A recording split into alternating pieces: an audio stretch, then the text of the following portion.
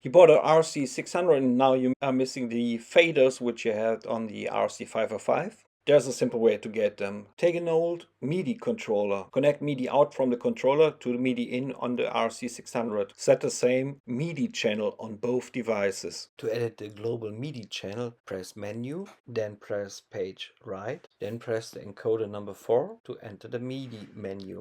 Keep in mind, these settings are global settings. Here change the number for CTL with the first encoder.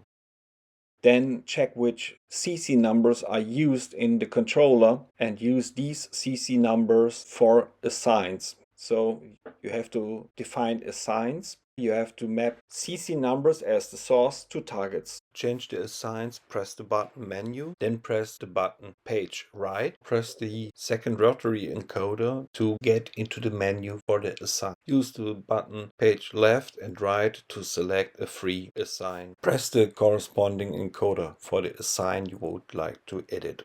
Turn the encoder to select the corresponding CC number, the MIDI control change number, and press Page Left and Right to toggle between source and target. Source is your controller, target is your value which you would like to change. Don't forget to save your memory preset. It's up to you how you configure the controller. So the CC messages are sent out and you have to decide how you use these control messages in the RC600. Should they work like a track mixer? So you record your loops and you have your final tracks and then you mix the tracks?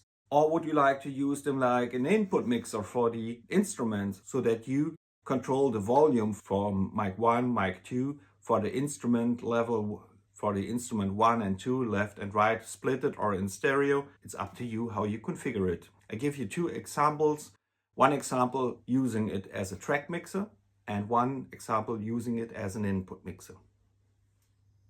So this is the assignment for the target for the track 1 level. So it's TRK1. These are the settings to create an input mixer, which behaves like a normal mixer. To check that, I have set up it like a mixer. I press Enter. This is a shortcut to get into the mixer. So I move the first fader, I move the second fader, the third one, and so we have 4 faders in one view. But if you have more faders, you can toggle between all the views by pressing the page right and left button so that you could go through all the faders which are available. Using multiple controllers or a big other controller which has more options or a controller software on an iPad, you have the ability to make your RC600 better than an RC505 Mark II. It's up to you.